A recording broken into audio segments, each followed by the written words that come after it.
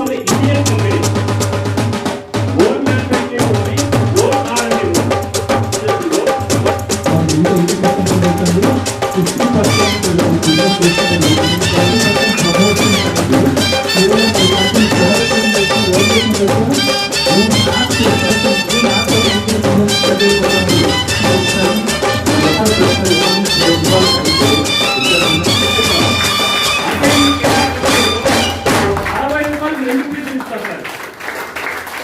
దానికన్నా చాలా బాగా పడిపోతుంది.